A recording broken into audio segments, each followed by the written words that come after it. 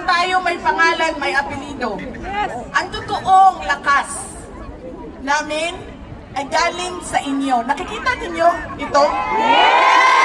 Ang pagtitipon natin ngayong hapon na ito, ito ang lakas ng aming pamilya. Walang iwanan! Kaya nagpapasalamat kami sa inyong lahat dahil hindi ninyo kami iniiwan. Laban lang, laban!